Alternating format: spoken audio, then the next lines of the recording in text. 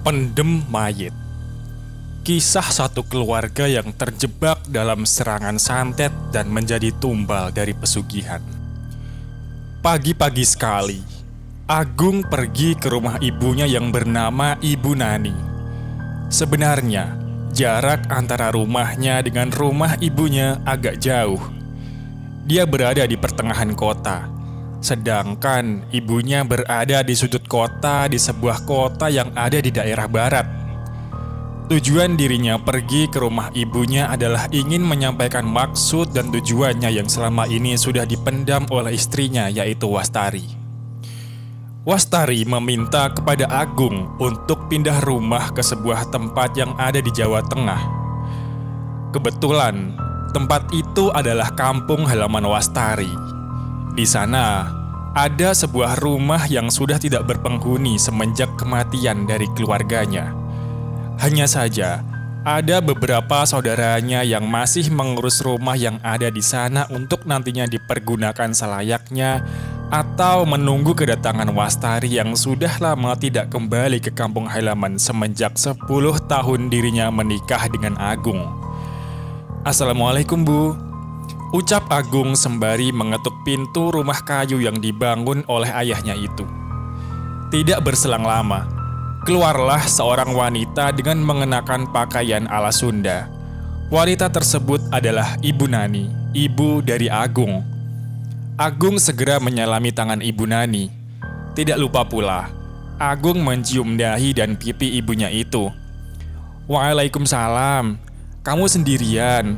Mana istri kamu, Nak?" "Iya, Bu, aku sendirian. Kebetulan Wastari lagi menyiapkan sesuatu untuk kepulangannya keluar kota." "Walah, masuk-masuk." Ibu Nani mempersilahkan anaknya tersebut untuk masuk ke dalam rumah. Sama seperti biasanya, rumah dari Ibu Nani tidak ada perubahan. Di dinding rumah tersebut tergantung banyak sekali kenangan dan foto-foto saat bapaknya masih hidup. Pak Argo Sukmo. Nama bapak bagus ya, Bu. Ibu Nani hanya tersenyum. Ia kemudian menyajikan teh hangat manis beserta dengan makanan kesukaan anaknya. "Keripik singkong ini buatan Ibu." "Siapa lagi yang bisa buat keripik seenak ini?" Agung langsung mengambil keripik singkong asin buatan ibunya. Memang, secara rasa, keripik singkong buatan ibunya ini tidak tertandingi dan rasanya benar-benar enak.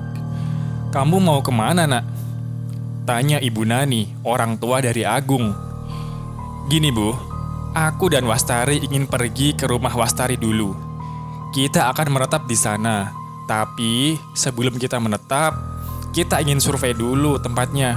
Mungkin aku juga akan mengajak Didi untuk ke tempat mendiang keluarga Wastari." Ibu Nani memegang kedua tangan anaknya. Ia tidak rela jika harus berpisah dengan anaknya dan pergi ke rumah Wastari yang berada di daerah Jawa Tengah.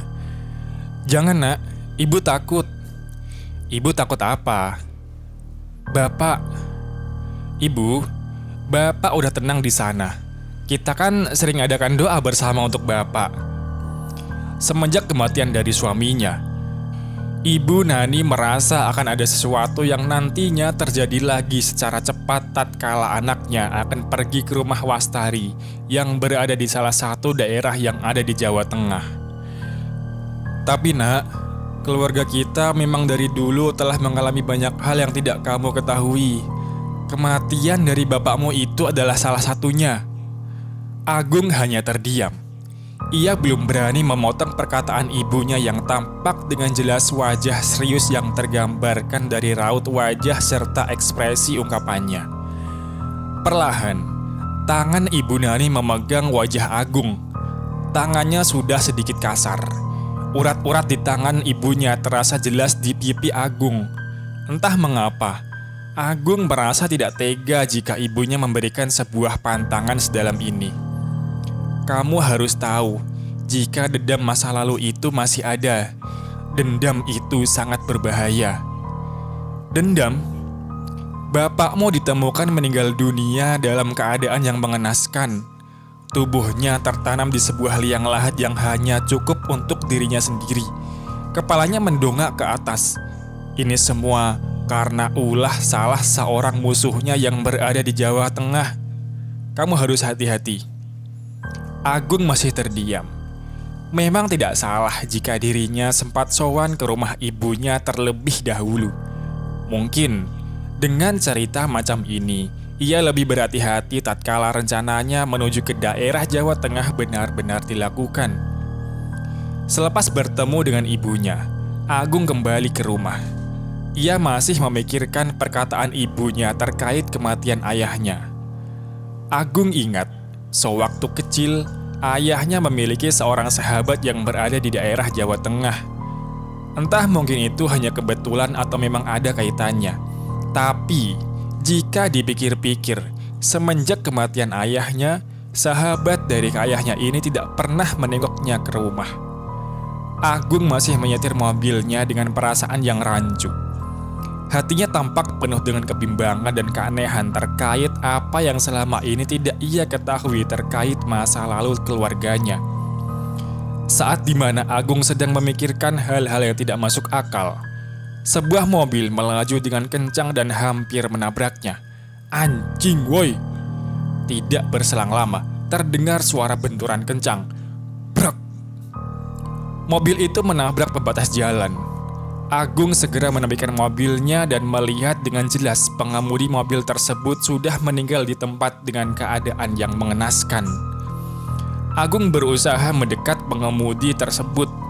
Namun di sisi lain, orang-orang berteriak histeris dan ketakutan.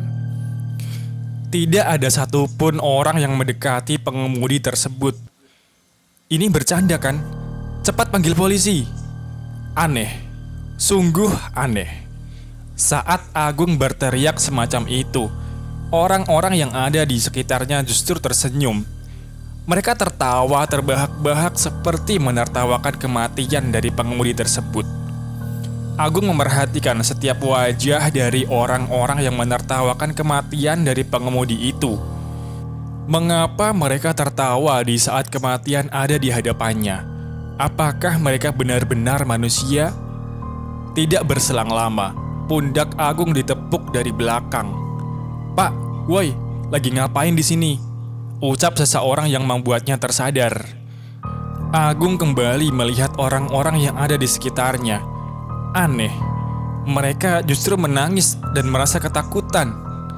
Astagfirullah, ada apa ini? Agung segera buru-buru pergi dari tempat itu dan memasuki mobilnya dengan perasaan tidak tenang.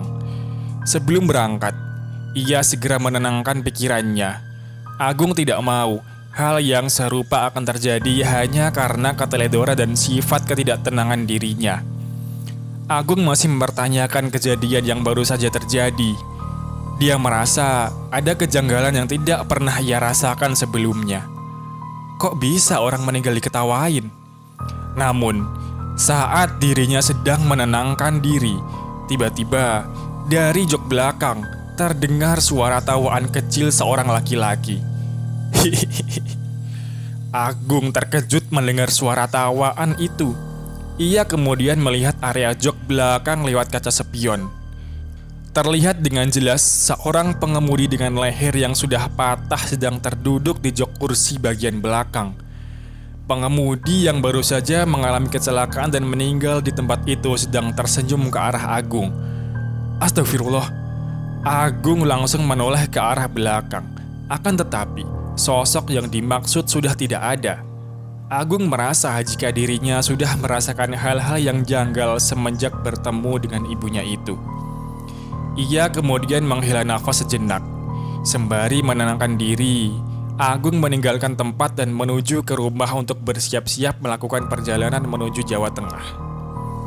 Setibanya di rumah, Agung segera memasuki rumahnya. Ia kemudian melihat anak dan istrinya sudah bersiap-siap merapihkan semua barang-barang yang nantinya akan dipergunakan untuk berpindah. Assalamualaikum. Waalaikumsalam. Agung melihat istrinya telah menyiapkan semua barang-barang miliknya dan juga milik keduanya, Wastari dan juga Didi. Mas, kamu udah dateng? Baru aja. Semua sudah siap? Sudah mas, tinggal berangkat aja. Gimana? Ibu izinin kita pindah gak, Mas? Agung mengistirahatkan tubuhnya sejenak. Ia kemudian menghela nafas panjang seperti membuang isi beban pikirannya. Ada apa, Mas? Ada sesuatu kah? Mas cuman ngerasa aneh aja. Tadi Mas ngelihat orang kecelakaan. Terus pengemudinya meninggal. Mas turun dari mobil. Tapi anehnya, orang-orang yang ada di sekitaran justru menertawakan kematian si pengemudi itu. Pas Mas masuk mobil, di jok belakang Mas ditampakin sosok si pengemudi itu. Wastari hanya terdiam. Ini bukan pertama kalinya dirinya mendengarkan cerita aneh yang berkaitan dengan korban kecelakaan. Wastari seperti mengingat sesuatu kelam yang pernah terjadi juga kepada keluarganya. Menurut kamu itu nyata nggak? Tanya Agung. Wastari hanya terdiam. Dia tidak menjawab pertanyaan dari Agung terkait kejadian janggal semacam itu. Dek, kok diem? Mas, aku juga gak tahu kalau itu. Soalnya siapa tahu itu ada sosok yang menyerupai si pengemudi yang udah meninggal. Agung hanya mengangguk paham. Dirinya sedikit mengetahui hal-hal aneh yang terjadi di sekitarannya secara bertahap. Mulai dari yang masuk akal sampai hal yang tidak masuk akal seperti yang baru saja terjadi. Ya udah, kita langsung berangkat aja sekarang. Semua sudah siap kan? Udah, Mas. Mereka pun bersiap-siap untuk berangkat ke sebuah desa yang ada di Jawa Tengah. Desa yang menjadi tempat tinggal Wastari beserta dengan keluarganya. Siang itu, satu orang keluarga mendatangi sebuah rumah yang telah terpampang jelas di hadapannya bertuliskan, rumah ini dijual. Wastari dan suaminya, yaitu Agung, mendatangi sebuah rumah yang menjadi tempat tinggal keluarga Wastari dulu. Ini rumahnya? Iya, Mas. Tapi kok ada tulisan dijual ya? Loh, emangnya rumah ini tadinya nggak dijual? Aku nggak tahu, Mas. Semenjak bapak dan ibu meninggal, rumah ini dijaga sama Wak Salim. Dia itu adik dari bapak. Agung bersama dengan istri dan anaknya segera memasuki rumah. Lalu, dia melihat seorang laki-laki tua sedang menyapu halaman rumah. Assalamualaikum, permisi. Lelaki tua itu masih melanjutkan kerjaannya dengan menyapu halaman per tiap sudut di rumah tersebut. Ia tidak memperdulikan ucapan salam yang telah dilontarkan oleh Wastari. Itu warga sini ya? Gak tahu, Mas. Aku lupa wajahnya. Kita masuk aja kali ya, Mas. Mereka pun akhirnya masuk ke halaman rumah karena orang yang berada di dalam rumah tersebut tidak menghiraukan panggilan salam dari Wastari. Saat mereka mendekati orang yang sedang menyapu halaman, Wastari kembali mengucapkan salam dari dekat. Assalamualaikum, Pak. Orang itu masih terdiam. Dia tidak menjawab apapun.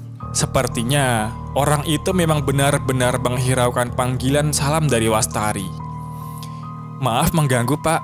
Saya Wastari, anak dari Pak Burjo dan Ibu Martina.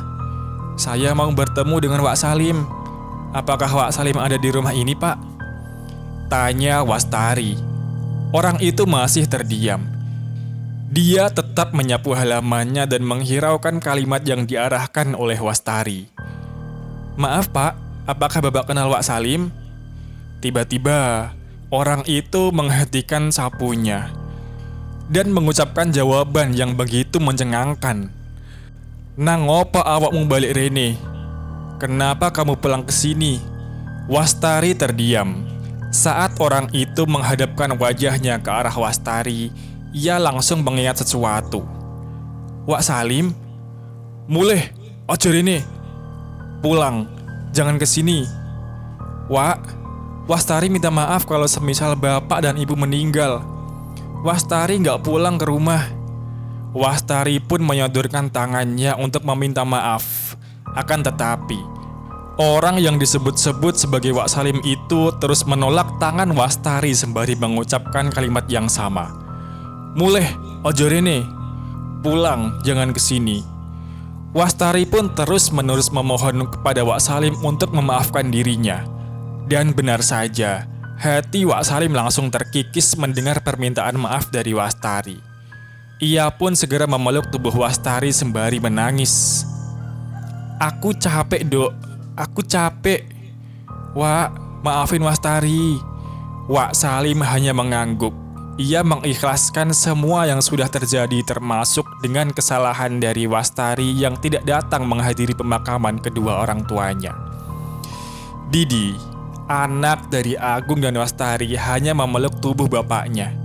Ia menangkap sebuah bayangan putih yang sedang menengok dari arah pepohonan belimbing. "Pak, itu siapa? Kok nengok-nengok di balik pepohonan? Siapa memangnya?" "Gak tahu, Pak."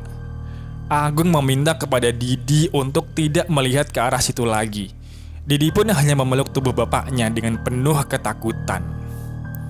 Di dalam rumah tersebut, Wak Salim tinggal sendirian. Setiap harinya, ia membersihkan halaman depan rumah seorang diri. Waktu itu, saat kedua orang tuamu meninggal dunia, tidak banyak warga yang mau memakamkannya. Katanya kematian dari kedua orang tuamu sangat aneh. Jelas Wak Salim. "Aneh kenapa, Wak?" tanya Wastari. Wak Salim mempersilahkan kepada Agung dan yang lainnya untuk menyeruput teh hangat buatannya sendiri. "Silahkan diminum dulu." "Terima kasih, Wak," ucap Agung. "Oh iya, Wak, ini suamiku, namanya Agung. Kalau yang ini anakku, Pak, namanya Didi." Wak Salim hanya tersenyum melihat keluarga utuh dari Wastari. Ia tidak menyangka jika keponakannya ini sudah memiliki keluarga yang utuh dan terlihat bahagia. "Wastari, nama kamu selalu disebut-sebut oleh kedua orang tuamu sebelum meninggal." Jelas Wak Salim dengan raut wajah yang penuh dengan keseriusan. Wastari dan yang lainnya hanya menyimak perkataan dari Wak Salim, sembari melihat sekitaran rumah yang benar-benar terlihat sangat kotor. Wajar, rumah ini jarang sekali dibersihkan. Wak Salim hanya membersihkan bagian depan rumah. Umurnya yang sudah terlihat tua ini benar-benar tidak mampu untuk membersihkan seisi rumah secara total. Malam itu, aku ingat saat ada bola api yang mengelilingi rumah ini sebanyak belasan kali. Para warga juga melihat dengan jelas jika bola api itu memutari rumah ini. Bola api? Banaspati namanya. Dia adalah media santet yang dipergunakan untuk menyerang keluarga ini. Namun, belum cukup sampai di situ. Penderitaan yang mengerikan tatkala kedua orang tuamu ingin dikuburkan. Wastari menggenggam kedua tangannya. Ia sampai tertarik emosi dengan cerita yang dipaparkan oleh Wak Salim kepadanya.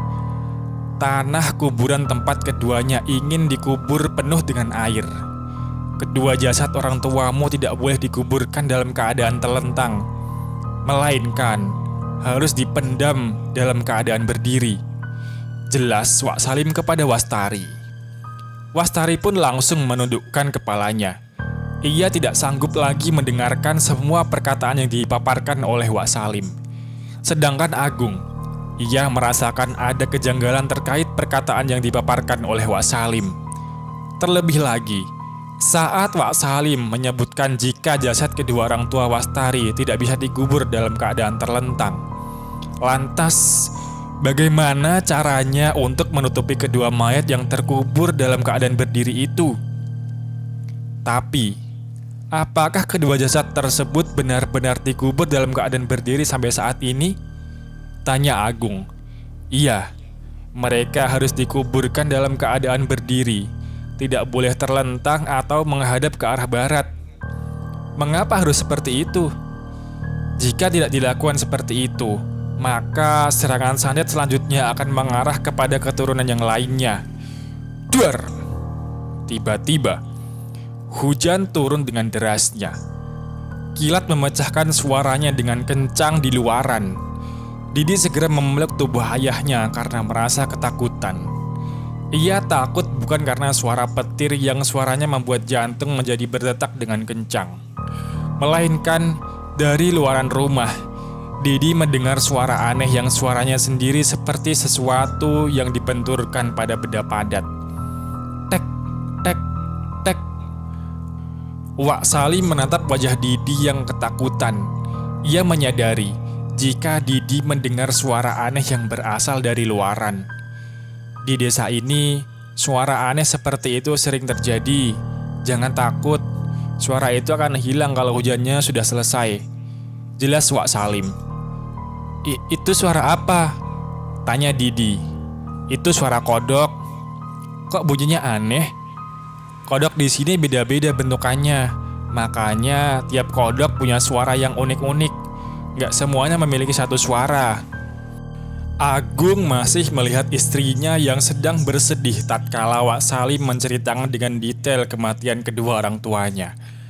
Kalian pasti capek kan? Kalian bisa istirahat dulu. Nanti kalau udah siap tinggal di sini, kalian bisa ambil semua barang-barang kalian dan pindahkan ke sini. Jelas Wak Salim. Wak Salim pun pergi meninggalkan mereka bertiga. Agung masih bertanya-tanya terkait semua cerita yang dipaparkan langsung oleh Wak Salim kepadanya. Jadi gimana? Mau tetap tinggal di sini? Tanya Agung kepada Wastari. Aku masih belum tahu, Mas. Aku juga kaget terhadap cerita yang baru aja Wak Salim ceritakan. Selama ini, bapak dan ibu dikenal baik sama para warga. Aku juga agak aneh dengan ceritanya. Didi kemudian melepaskan pelukannya. Ia berjalan ke arah luaran pintu. Hujan di luaran masih sangat deras. Didi penasaran dengan suara kodok yang dikatakan oleh Wak Salim. Mengapa bunyinya masih terus ada? Tek, tek, tek. Didi pun perlahan membuka gorden jendela. Jantungnya mulai berdegup kencang. Sesekali mulutnya menelan ludah sendiri. Bulu kuduknya mulai berdiri. Entah mengapa, Didi merasa hawa merinding yang begitu jelas. Saat di mana dirinya melihat luar rumah, sayup-sayup Didi melihat ada sosok aneh yang sedang berdiri tepat di dekat pohon belimbing, persis saat di mana dirinya melihat sosok wanita menggunakan kain serba putih. Tek, tek, tek. Didi melihat dengan jelas sosok tersebut sedang membenturkan kedua tangannya yang sudah menjadi tulang belulang. Wajahnya tidak bisa diketahui dengan jelas. Rambutnya benar-benar menutupi seluruh wajah dan posisinya sedang membungkuk ke bawah sembari membenturkan kedua tangannya secara perlahan-lahan. Lalu dihasilkanlah bunyi-bunyian seperti yang ia dengar. Tek, tek, tek. Didi langsung menutup gorden jendela saat sosok tersebut mulai menggerakkan kepalanya. Ia yakin jika yang baru saja dilihatnya adalah bukan manusia. Didi pun berjalan ke arah ayahnya. Ia kembali memeluk ayahnya dan meminta untuk segera pulang dari rumah ini. Ayo pulang, aku takut. Takut apa? Kamu lihat apa? Ada setan ya? Di mana? Dekat pohon belimbing. Didi segera menuju ke arah luar. Ia baru saja melihat sebuah penampakan aneh yang merupakan sumber dari suara seperti suara kodok yang dikatakan oleh Wak Salim. Agung pun segera menuju ke gorden jendela, diikuti oleh Wastari yang juga penasaran dengan apa yang baru saja dilihat oleh Didi barusan. Saat mereka membuka gorden jendela, mereka melihat Wak Salim sedang mengambil kodok di dekat pohon belimbing. Lalu bersamaan dengan itu, Wak Salim langsung menengok ke arah mereka yang sedang mengintip dari dalam rumah sembari tersenyum lebar. Lihat, itu Wak Salim lagi nangkep kodok. Wak Salim pun berjalan ke arah pintu bagian depan rumah. Agung segera membuka pintu tersebut walau hujan di luar masih besar. Nih kodoknya, teriak Wak Salim. Didi langsung melihat kodok yang ditangkap oleh Wak Salim.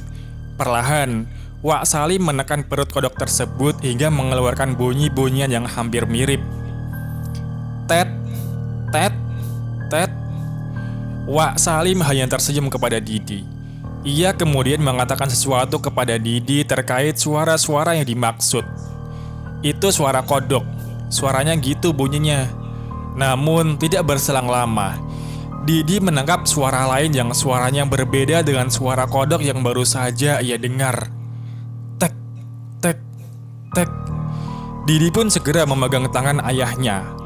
Agung merasakan ada keanehan yang dialami oleh Didi saat itu. Itu suara kodok, Dek, jelas Agung. Didi hanya menggeleng-gelengkan kepalanya. Ia tahu betul perbedaan suara kodok dengan suara yang baru saja ia dengar. Tidak berselang lama, Didi melihat ke arah pohon belimbing, tempat di mana Wak Salim mengambil beberapa ekor kodok di sana. Tek, tek, tek.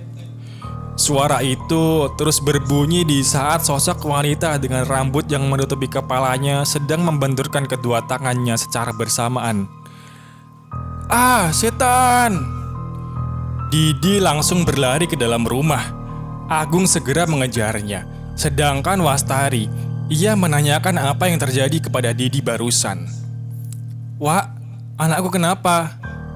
Kapan anakmu lahir? Maksudnya, weton anakmu apa? Selasa Kliwon. Kenapa emangnya, Wak? Selasa Kliwon itu adalah weton yang dipergunakan oleh orang-orang yang memiliki ilmu hitam untuk dijadikan sebagai tumbal pesugihan.